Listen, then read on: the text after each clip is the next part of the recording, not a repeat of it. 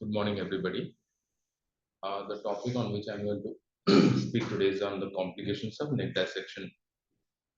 Put on your camera.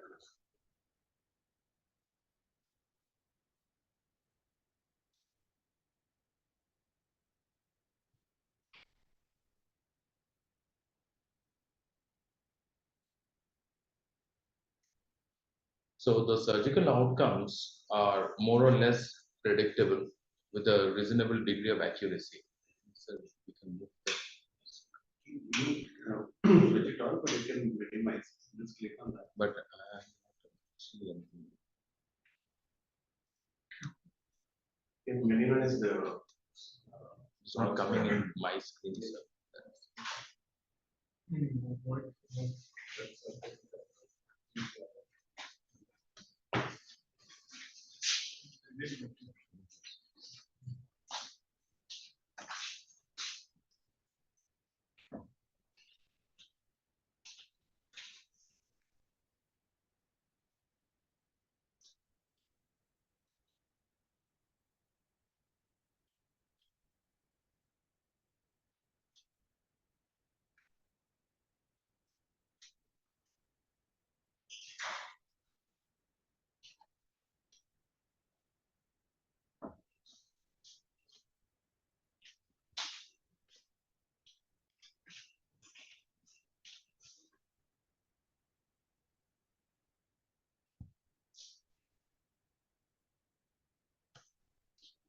Still doesn't. Will you call it I want again? to hide that. No, we have moved down.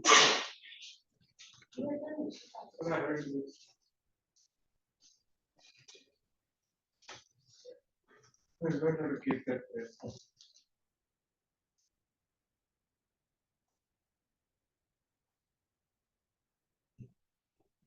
Put down. Only coming to the top. So the surgical outcomes are more or less a predictable thing. However, whatever surgeries we do, there is no surprise that some complications inadvertently rise up. This failure usually happens when we don't check or we don't mark certain steps which might result into complications. It can also arise due to some sort of an airway compromise, which can be due to some anesthesia complications. It could be due to vascular injuries, could be due to infections, or sometimes it's due to physiologic causes. The purpose which we are going to focus over here is only the intraoperative complications that we encounter while we're doing the neck dissection. So the first thing that we start before we start doing a neck dissection is planning the incisions. So there are multiple incisions that has already been proposed in the past. We should know that whenever we mark the incisions for the neck dissection, the neck is supplied by multiple arteries, which are branches of the external carotid as well as the subclavians. Like the superior part is mainly supplied by the facial artery, which goes from the superior to the inferior direction. The inferior part of the skin flaps are usually supplied by the transverse cervical. Anteriors are usually supplied by the superior thyroid, and the posteriors are mainly by the occipital. So whenever we plan an incision, it is very important that we should keep this into consideration and accordingly plan. There has been numerous incisions that has been proposed in the past. However, all are based on the same principles of the blood supply maintained on the flaps, just to make sure that the flaps doesn't undergo any sort of necrosis. With time, what we have learned is that we should avoid the tri-pointed or trifurcations in these places, because that are the those are the areas which have high chances of opening up for dehiscence, including when undergo some sort of post-operative radiation therapy. So, as much as possible, it is advisable that we should avoid the trifurcation incisions. And when we are doing MRND and all, MACFI is most proposed incisions that we usually follow. However, like I said, it all depends on the disease extent, and that's how we should plan the incisions. So we in our center or in most of the centers nowadays, we have gone through the horizontal neck screen crease incision that we usually do.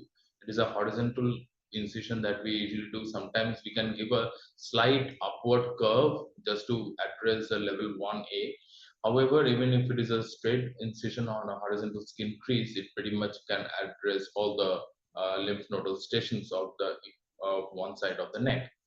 The second picture that I have marked is a modification of the horizontal neck skin crease incisions, where we go a little below, and in that case, we try to curve around the hyoid bone, because that is what some people propose, that it should not be in the area of the hyoid bone, and that is why we should just give a small curve in that area. Otherwise, it is pretty much the same like that of a horizontal neck skin crease incision. This is one of the complications that we usually encounter, but it is not mainly because of the neck dissections, but also, however, we plan the neck dissection, the incisions accordingly. This we should understand that based on the disease that is present, whether it is in the buccal mucosa, in the RMT, as well as involving the commissure of the mouth, we should know where the skin crease or the incision should be, whether it should be a midline split or whether it should be an angle split. The lip is usually supplied by the superior and the inferior labial arteries, which are the branches of the facial arteries, as we can see on the left side of the picture. So, if the disease is involving the commissure of the mouth and we take a midline split incisions, the intervening area which we are seeing blue over here, it usually undergo a sort of necrosis, because the blood supply to that area is compromised. So, the take-home message over here is that whatever be the neck dissection incisions we plan, we should first keep in mind about where the disease is, the primary, and based on that we should take the incisions, and then we should join it with the next increase incision, just to make sure that we can avoid such inadvertent injuries and necrosis of the skin. Now, coming to the neck dissection per se, the nodal levels we all know, and we will also have subsequent discussions on that, are divided into level 1, which is the submental or the submandibular region. We have the laterocervical regions, which includes the level 2, 3, and 4. We have the prevertebral regions, which is the level 5, and the level 6, which is the anterior regions. So the whole discussion that I'm going to take ahead is on the different levels and the anatomical structures which are going to be present over there, and what complications can happen if we miss those structures or if we inadvertently injure the structures. The first is the submandibular and the submental region, or the level 1A, 1B.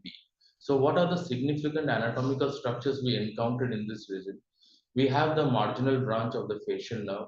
We come across the facial artery, the submental artery, which is a branch of the facial artery, the lingual, which is the second branch of the external carotid, the lingual nerve, the hypoglossal, and the Wharton's duct of the submandibular gland.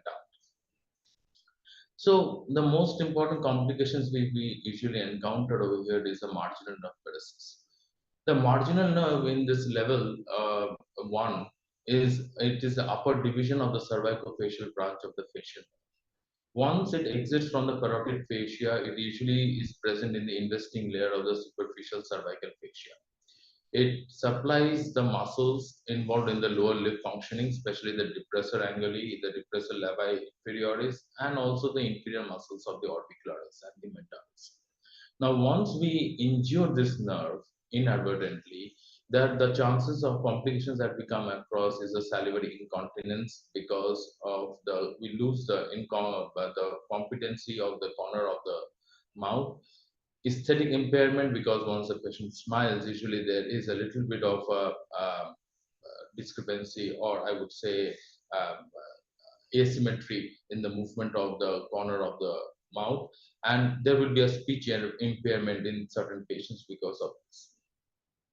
Now, how do we avoid this complication?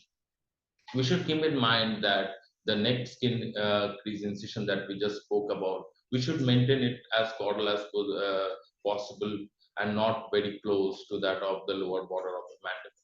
Usually, what we follow is at least a 2 finger breadth below into the natural skin crease. If it is not there, we should keep in mind that we should keep it at least 2 finger width below that of the lower border of the mandible to avoid such inadvertent injuries. In older patients, we should understand that there is something called a ptosis of the submandibular gland. So the submandibular gland actually comes down a little more compared to that of the young patients. So what the significance of that is that it usually pulls down the marginal mandibular nerve along with it. So when we mark the skin crease incision and when we reflect the flap, we might encounter the marginal mandibular nerve in an anatomical position which might be a little below than that of the younger adults compared to the older adults. So we should be very careful in those patients, especially in the older patients where there is a stenosis of the submandibular glands. The dissection in this area should be at least 1 centimeter below, and there are numerous anatomical studies that has been done previously reported in the literature which specifies anatomical position of the marginal mandibular nerve, which usually goes like 1 to 2 centimeter below the angle of the mandible, and then it takes a curve up to again into the body of the mandible. When we tie the facial pedicles in the submandibular region, we should be very careful about it, that we should not tie it very close to that of the lower border of the mandible. We should keep it more towards the submandibular gland so that we inadvertently avoid the injury to the marginal mandibular nerve. Based on this, we have been hearing about this Hayes-Martin maneuver because the facial vein, the marginal mandibular nerve just crosses lateral or just above that of the facial vein. So this maneuver is usually previously been proposed for many years, stating that we can avoid an injury to the facial nerve or the marginal mandibular if we tie the facial vein and then just pull it up so that we can avoid the injury to it. However, there are some good studies that has looked into something called as a perifacial nodes that we encounter, especially for the diseases of the buccal mucosa and the GBS, where we might miss if we do a Hayes-Martin maneuver. One of the study that I have quoted over here, it has been published in the year 2018 by Tirelli et al., which is a prospective study. They have taken like 62 patients who has undergone a level 1B neck dissections, and they have observed at least 84% of their patients has a perifacial nodes, which in the numbers of those perifacial nodes have ranged from 0 to 5. So what, and then they have also came out with the conclusion that this maneuver would have failed to remove the perifacial nodes in approximately 60% of the patients if this had would have been done over there.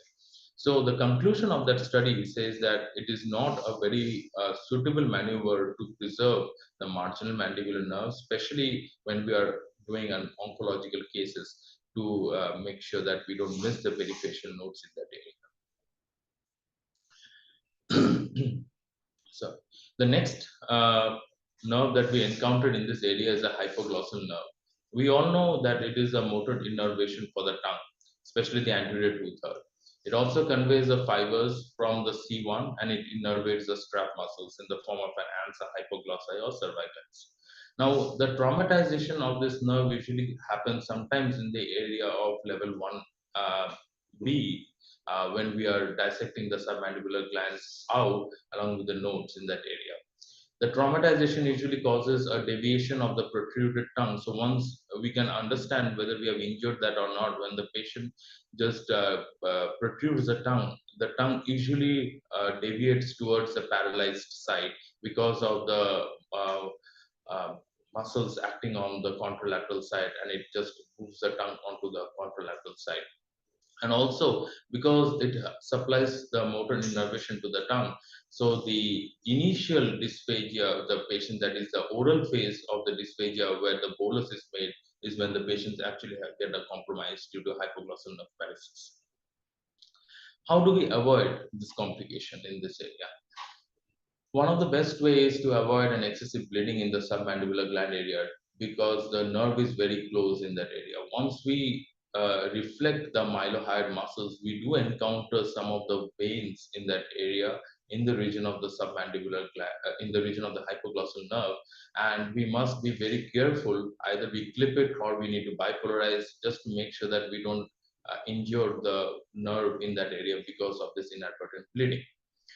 Another reason, another way to preserve is that once we reach to the hyoglossus muscle and when we tie the Wharton stuck, which we normally do in the level 1B area, we should first delineate and observe, look for the lingual nerve and the hypoglossal nerve in that area. The Wharton's duct usually is present between this lingual nerve and the hypoglossal nerve, and once we find out both this nerves together, then only we should tie the Wharton stuff. We should not inadvertently just ligate the Wharton stuff, and that can also prevent the injury to the hypoglossal nerve in that area. In laryngeal surgery, mainly the we should be close. We should, while dissecting, we should make sure that we are close to the hyoid bone, just to make sure that we don't injure the nerve in that area. And in functional laryngeal surgeries, while we are suturing the supra and the infrahyoid musculature, that is also one of the areas where we should be careful that we should not damage the hypoglossal nerve. The third and the similar nerve in the same area is a lingual nerve, which is a branch of the, it's a third division of the mandibular nerve.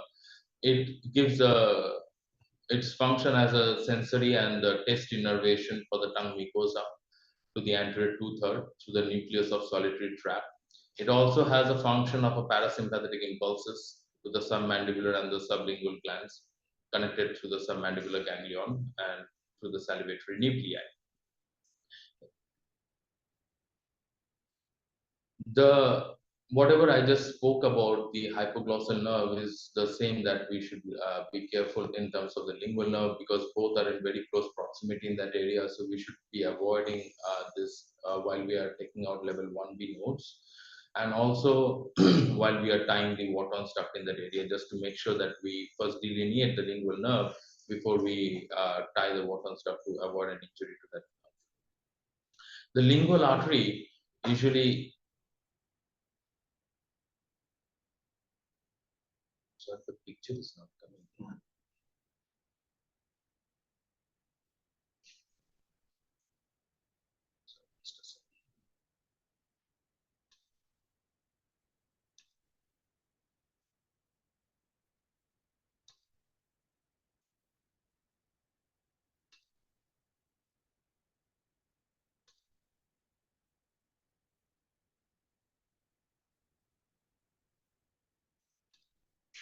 Just a second.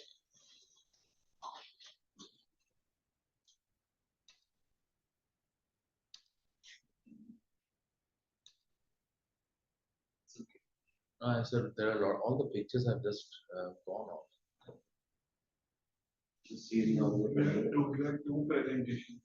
No, it is only single one only that has been uploaded.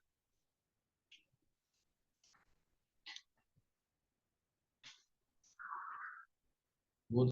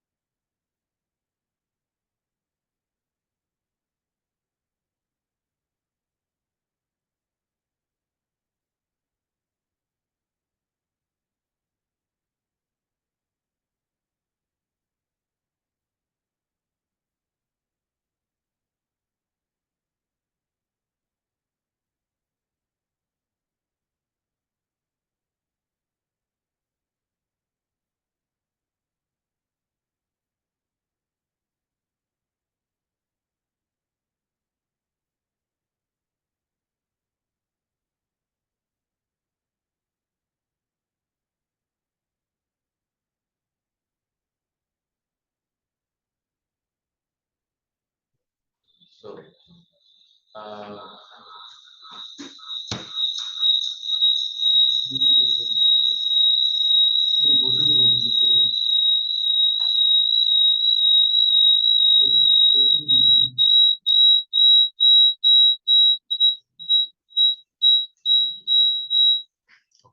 I got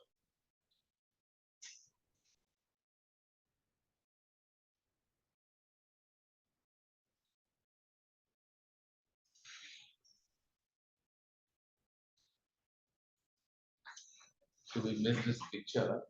Pretty much, this shows that while we are dissecting the submandibular gland in that area, what is the proximity of that of the hypoglossal nerve in this region. And the below picture also just shows that if you see that number 8, that is where the hypoglossal nerve is. So when we are dissecting the submandibular gland from that area, and we should be very careful of bleeding in this area just to make sure that we don't injure the hypoglossal. So the same thing is we can see that the number 7 that is marked over there is the lingual nerve, and while we are retracting the mylohyoid muscle anteriorly, we do encounter the lingual nerve and the hypoglossal nerve, which is marked with number 10. So the Wharton's duct usually is present between these two, and we should first delineate these two structures just to make sure that we don't ligate or we don't inadvertently injure the nerve in that area. Now, moving on to this lingual artery, so it is a second branch of the external carotid artery. The anatomical position of the lingual artery is where we usually speak of two triangles. One is called the Beckler's and the other is the Pyrrhus.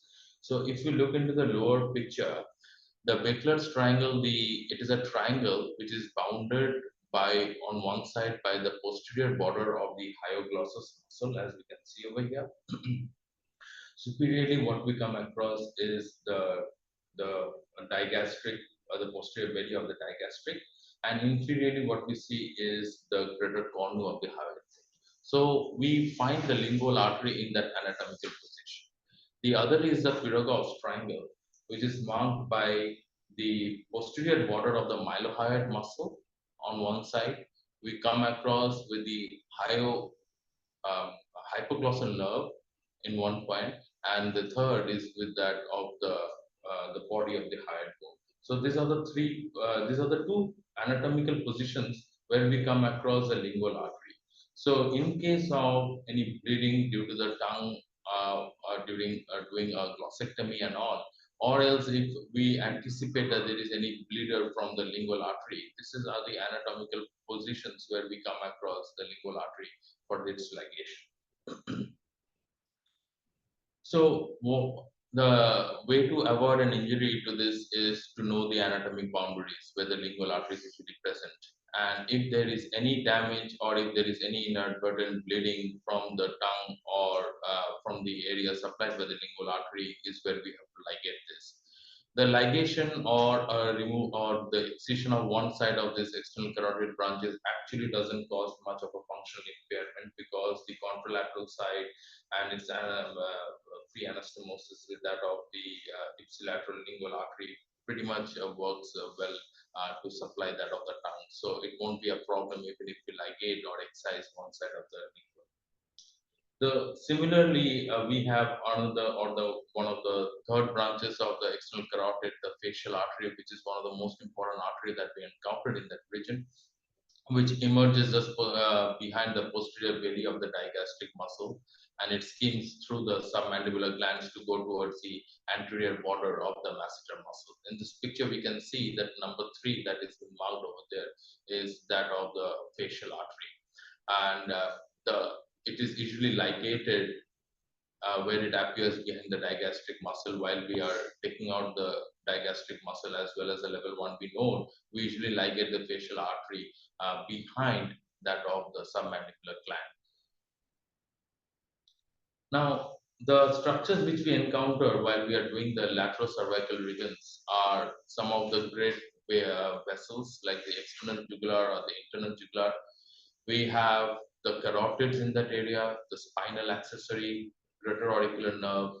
We have brachial plexuses, phrenic, transverse cervical artery, and subclavian artery. I will be just picking on some of the major structures that we encountered in that. So the external and internal jugular veins, as we mainly know that they are the great vessels, especially present on the laterocervical region.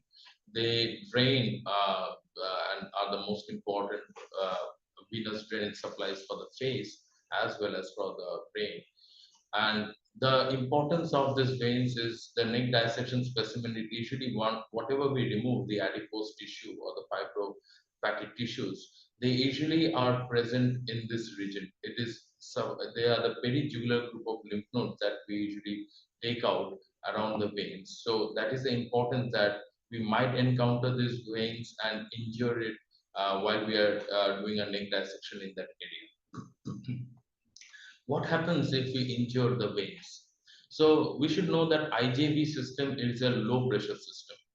So if there is a blowout, it usually is associated while we are circumferentially dissecting that of the vessel, or if there is a desiccation, when there is a dry up of the vessel adventitia. So we should make sure that we should always keep that area wet, or we should put a wet gauze in that area when we are not doing or when we are not doing surgery, or in the meantime when just to make sure that we don't dry up the adventitia of the vein. And if there is a concomitant salivary fistula that actually trickles from the oral cavity down into the neck, that can cause some sort of an IJV. The unintended injury to the IJV is usually associated with a severe blood loss, and a lesser complication that can happen usually is an air embolism. Air embolism is not a very common complication that we encounter, but if it happens, it can be a major or a catastrophic complication. If an air embolism happens, we usually understand it by that the end tidal carbon dioxide usually starts falling down in those patients, and there will be a hypertension as well as there will be a bradycardia. The positioning needs to be done. The patient needs to be put in the Trendelenburg positions, as well as the patient needs to be kept on the left lateral position, just to make sure that it doesn't get into the systemic circulations. If there is some limited lacerations of the IJV, mainly we can use some sutures like a 60 or 5060 prolines, and we can suture that area. Once we suture it, usually we can apply some gauzes which is soaked in very hot water in that area, just to make sure that we can manage the bleeding from the veins. The complete interruption which we encounter in while doing a radical neck dissection of an internal jugular vein, it does not involve severe functional consequences if it is unilateral. We should keep this in mind. We should ideally not tie bilateral IGVs in the same settings, because that can cause a cerebral edema, that can cause a periorbital edema, it can even lead to blindness. So if it is required that a bilateral IGVs needs to be tied, there should be at least an interval of 1 month that needs to be done, just to establish a sufficient lymphatic drainage from the contralateral side before we think of doing a bilateral IGV ligation. Otherwise, an unilateral IGV ligation usually doesn't involve much of a functional consequences. The other great vessel that we encountered in this region is the carotid artery. At the superior margin of the thyroid cartilage, it usually divides into the internal as well as the external carotid artery. It has a robust wall, and that is one of the reasons that we usually it doesn't tear up easily, or like that of what we encounter while doing a neck dissection with the veins. We doesn't have that problem with the artery. However, if there is an injury to the carotids, it can be catastrophic sometimes. When we mark about the external carotid artery, we usually palpate it like two transverse fingers above the junction of the carotid and the inferior thyroid artery, which we usually call it as a carotid tubercle. And that is one of the landmark for the ligation of the common carotid artery in case we are finding an excessive bleeding in that area, or if the patient comes back with an excessive bleeding and we are not able to detect the main artery that was supplying, and we need to ligate the common carotid, sorry, the external carotid. That is one of the landmark. The other landmark which we encounter for the carotids is the Farabaug's triangle. It is also called as a triangular window. In this picture, we can see that number 6 that we have marked over there is an external carotid, and number 4 is an internal carotid. The third, which is marked over there, is an hypoglossal nerve. So it is usually bounded by the medial wall of the internal jugular vein, which is number 2 here, the lateral wall of the thyrolingofacial trunk, which is marked as number 7, and the hypoglossal nerve, that is number 3. In that area is where we usually encounter the external carotid artery or the Farabaug's triangle. So in case we have to ligate the external carotid artery due to some bleeding, that is the anatomical position where we should look for the external carotid before we ligate it. What are the complications we usually encountered if we injured the carotids? Definitely, one of the major complication is a hemorrhage in that. So being it is a high pressure system compared to the venous system, so just a mere application of only pressure might be inadequate in controlling the hemorrhage in that area. The external carotid artery or its branches, it may be ligated to arrest otherwise an uncontrollable hemorrhage, or for some preventive purposes, like I just discussed in ablative oncological surgery, while we are doing some surgeries of the upper respiratory or the digestive tract. The entire carotid system, it may be sacrificed when it is enveloped by neoplasms or some even metastasis.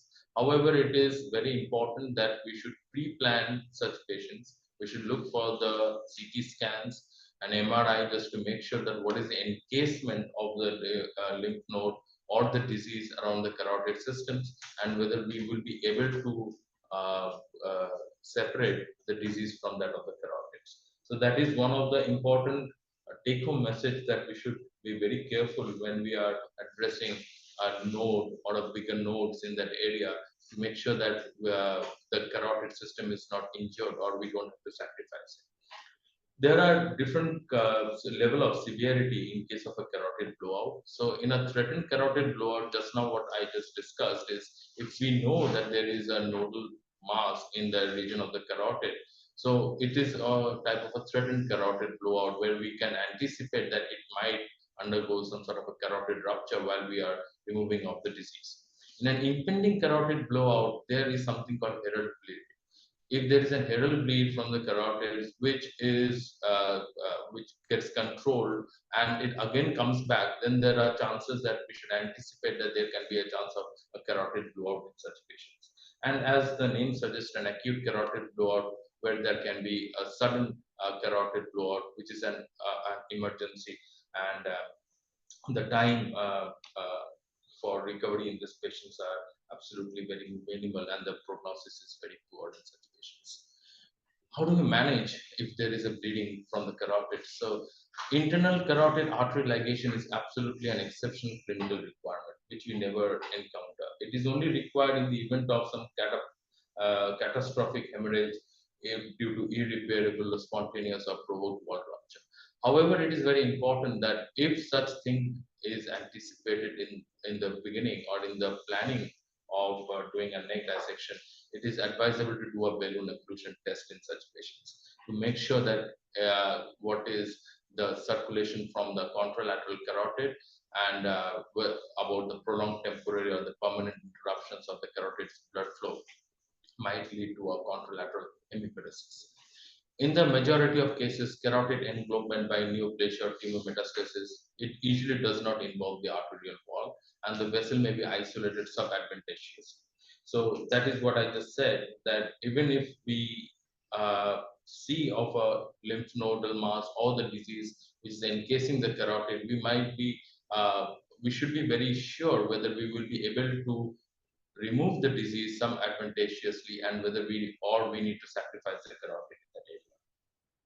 However, if there is a tumor that has infiltrated into the wall of the carotid, the arterial segment concerned, it needs to be excised, and if it is important, we might have to replace it with the vascular processes, or sometimes it's called as a reverse saphenous vein. The reason why we called it as a reverse saphenous vein is because the saphenous vein being having valves, we have to be very careful when we are putting it in the region of the carotid, so that the blood flow through the carotid is not impeded. The most important complication and the nerve that we come across over here is the spinal accessory.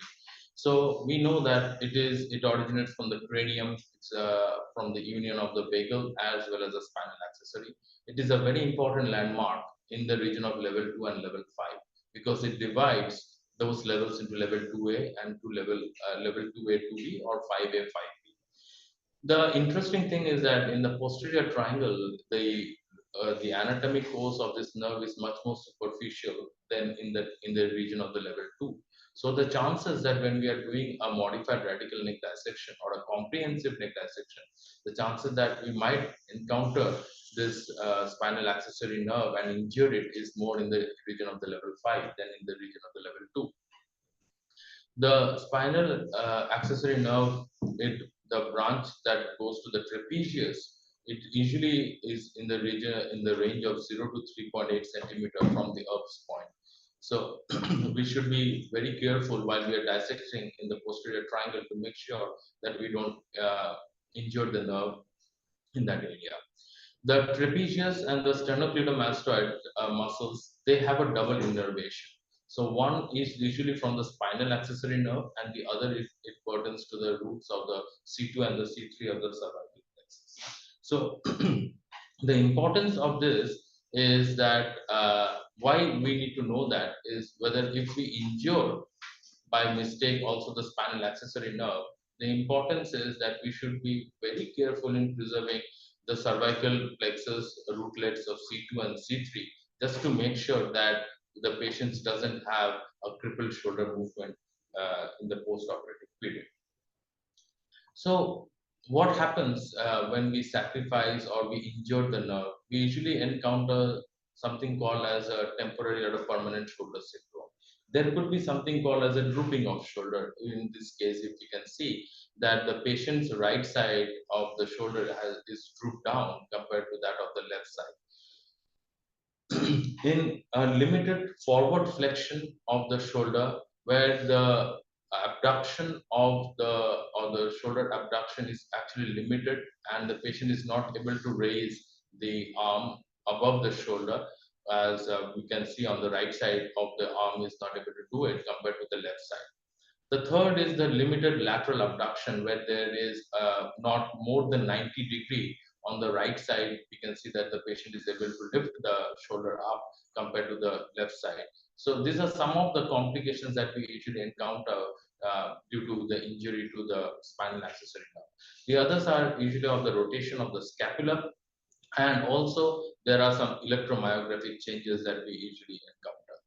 Interestingly, the shoulder syndrome, it does not occur in all the radical neck dissections in radical neck dissections where we compromise or where we sacrifice the three structures of internal jugular vein, the sternocleidomastoid as well as the spinal accessory nerve. We always doesn't encounter shoulder syndrome in all the patients with an RND. Why it is so? So there are certain studies that has been done, one from the Japan group that have found out the dysfunction of the shoulder. Uh, so they found out that although RND usually causes a severe dysfunction, there are patients, even if it is less, like out of the 96 patients that have undergone selective neck dissections, 6 patients still had moderate to severe dysfunction in that area. This suggests that the nerve supply to especially the trapezius, uh, as well as although the sternocleidomastoid is supplied by the spinal accessory, the movement of this is usually done mainly because of the trapezius, and the trapezius is also supplied by that of the C2 and the C3. So even if there is an injury to the spinal accessory, and we can preserve that of the cervical nerve rootlets of C2 and C3, we can still the patient morbidity might be decreased in those cases. So this is one of the studies that has been done from the group in Italy, where they have just looked into the surgical anatomy of the spinal accessory nerve and the trapezius branches of the cervical plexus. So just what I just said is what the studies discussed in that. that the most important rootlets that needs to be preserved is the C2 and C3. The rotation, the movement of the shoulders, the anterior or the abduction movements of the shoulders, they are mainly done by that of the C2 and the C3 branches, as compared to what we used to think that it is a spinal accessory. So even if there is an injury to the spinal accessory, the C2 and C3 preservation might give a better quality of life in such patients. However, one of the things that they have mentioned over there is that when there is a injury to the spinal accessory, there is a hypertrophy of the sternoclavicular articulation because of the microfracture or capsular distortions from the lifting or the anteriorization of the medial section of the clavicle. This usually presents like something called as a clavicular pseudotumor. So, what is the significance of the pseudotumor is that when the patient comes back with such a pseudotumor, we might be thinking as a recurrence of the node in that region of level 4, or it could be a secondary bony metastasis. So we should be very careful, and we should look for the patient's shoulder movements first to make sure that it is not due to the injury of the spinal accessory nerve or to the cervical plexuses, and it is not a pseudotumor as compared to a bony metastasis or a soft tissue metastasis. So this is one of the study from the Cesar Piazza group from Italy also, where they have done a shoulder disability of, and they have compared, they have made two groups, Group A and Group B. In Group A, the patients have undergone a level 2 to 4 dissections, whereas in Group B, the patients have undergone a level 2 to 5. They have done a comparative study, and they have observed, if you can see that I have marked, that the study, it confirms that clearance of the posterior triangle of the neck, it increases definitely the shoulder mobility. However, a subclinical nerve impairment can be observed even after a selective neck dissection levels of 2 to 4 is been addressed. The submuscular recess is routinely dissected in that area. If we observe into the electroneurographic studies as well, compared to the undissected side, the dissected side's latencies as well as in both the groups are higher, as well as the amplitudes are also higher. So this suggests that even if we are preserving the spinal accessory nerve and we do a meticulous dissection, the chances that a modified radical length dissection patients might encounter with the shoulder morbidity or disability is slightly higher, but it is not zero in the region of doing a selective neck dissection levels 2 to 4 as compared to doing a level 2 to 5. So, what management should we do? We should avoid traction. We should avoid skeletonization of the nerve, devascularization, and frequent electrostimulation of the spinal accessory nerve. It should be avoided. Sometimes, as a clinician, we do check for the electrostimulation with the help of a electrocautery in that area just to see if we are encountering the nerve. So this should strictly not be done in that area.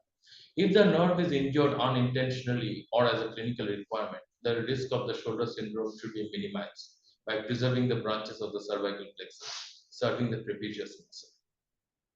The grafting of the nerve interpositions can be done in case we have to sacrifice the nerve. And one of the good nerve which we encountered is a greater auricular nerve, which is present just adjacent to that area in the surgical field, and we can do a grafting if it is required.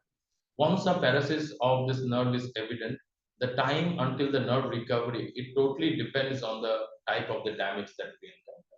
We know of these three types of nerve damages that we encounter, the neurotemesis. So neurotemesis, where we have like a total transection of the nerve, it does have a very porous potential for recovery. When there is an axonomesis, represents a different degrees of axonal injury. Usually, we should have a recovery period of approximately 18 months, which some studies have already said.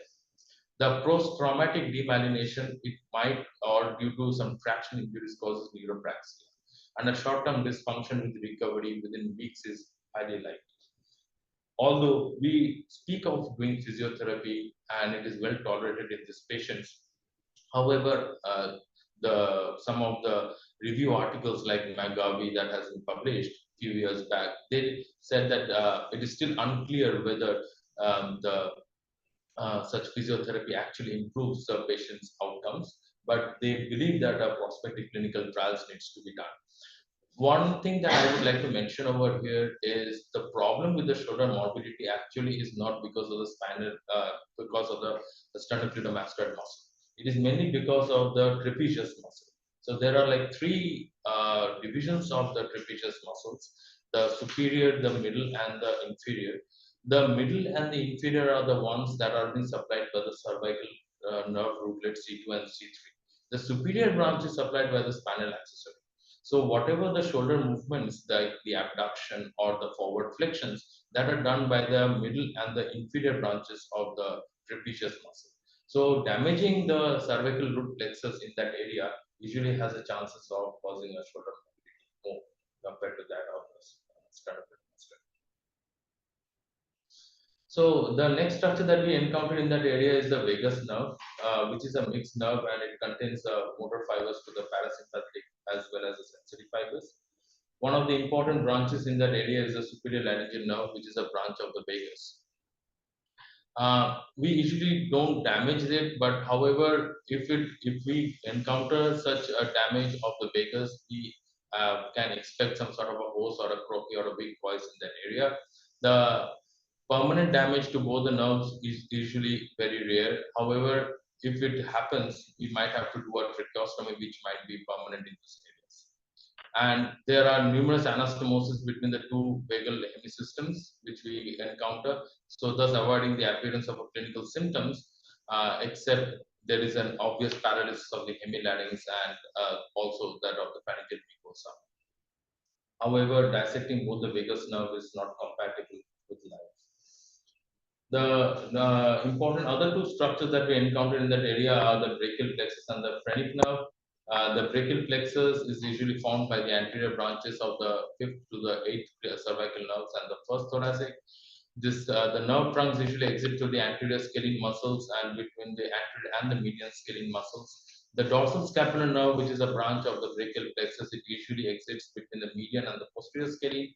When the brachial plexus usually the chances of injury it happens when we usually breach through the anterior scalene muscles. So we should be very careful while dissecting in that area just to make sure that we don't encounter and go below that of the anterior scalenes to avoid a danger, to avoid an injury to that of the brachial plexus. In this picture, we can see that number 9 that is marked over there is a brachial plexus, and the muscle that is marked number 10 is an anterior scalene. So we should be careful that we should stay above the anterior scalene muscles or the omohyoid, which is marked as number 4, to avoid an injury to that of the nerve. The phrenic nerve, as we know that it usually induces the movement of the diaphragm and it contains the sensory fibers to the pulmonary fluid and the pericardium. However, it rests on the surface of the anterior scalene, so we should be very careful in not damaging the phrenic nerve in that area. What complications do we encounter if we have an injury to the brachial plexus? It is although it is rare, but if there is an injury to the brachial plexus, we can expect that there is going to be a dislocation of the head of the humerus or the arm groups on the trunk exhibiting an internal rotation or a pronation. The injury, if it happens to the phrenic nerve, it presents with a paralysis of a hemidiaphragm and its elevation. However, the problem that the patients usually have is if there is a monolateral phenoplegia, is that the patient might complain of dyspnea when they are lying down. So we should be very careful in those cases to rule out that we have not damaged the friend. The thoracic duct that we encountered is another major complications in that area. So we know that it usually develops as during the 8th week of gestation as two distinct vessels, which is anterior to the aorta. It connects the superior jugular sac to that of the inferior cisternae chyli. So the thoracic duct generally courses like 3 to 5 centimeters superior to that of the clavicle. And whenever there is a damage to the thoracic duct, may be favored by anatomic anomalies, like there could be a high outlet of the thoracic duct or by the surgical maneuvers in the region of the level 4 dissections. The incidence is high when we of injury when we do a neck dissection as compared to when we do a thyroidectomy. We should also be very careful that it is not always the left side of the neck that has a thoracic duct. At least a 25 to 30% of the leak does occur in the right side of the neck as well. So whenever there is a injury to the thoracic duct, we can it impacts the patient systemically with the loss of protein as well as the fat soluble vitamins, and it can cause hypovolemia. It could cause an electrolyte imbalances, malnutrition, and immunosuppression. The wound healing in such patients due to this change of biochemical milieu also gets compromised. The pressure of this accumulated chyle beneath the skin flaps, it does decrease the tissue perfusion. So we should be very careful in not using some sort of an elastic bandages in that area just to make sure that the tissue is perfused and we don't cause a flat necrosis in that area. The systemic, metabolic, and immunological derangements associated with the chyle leak, it can also cause a compromised healing in those patients. And if the cervical chyle leak actually spread to the root of the neck into the mediastinum, it can increase into the hydrostatic pressure leading into chylothorax. Such patients usually present with a shortness of breath or tachypnea or the chest pain. So the leak management is a rare, but it is a serious complication of the head and neck surgery. It could be managed either intraoperatively, where we can, if we can find the thoracic duct in that area, we can either place clips or it could be overseen by the non-absorbable sutures. Non-absorbable is very important, as well as the sutures needs to be not to be a black silk is usually advisable, so that in case we have to re-explore that area, we know where we have actually ligated the chyle duct. Loco-regional flaps can also be used to be incorporated for an additional closure in that area. Uh, in post-operative period, if these complications arises, we should first look into the 24 hours drain output of the patient. If it is more than 600, 500 to 600 ml is when we think of surgical intervention. Otherwise, pretty much a conservative measures is what we can do.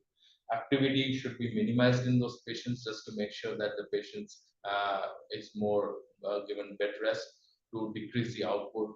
We can change the diet modifications to a medium chain fatty acids. We can go for a wound care in that area. Some somatostatins, we have already heard about it in octreotide and its analogs that can be utilized and can be given subcutaneously in such patients at least for 5 to 10 days to decrease the chyle duct output, and some topical sclerosing agents can also be given. So in the role of the octreotide, but there are one retrospective and prospective studies which both have found out an octreotide to be an effective treatment as a conservative management.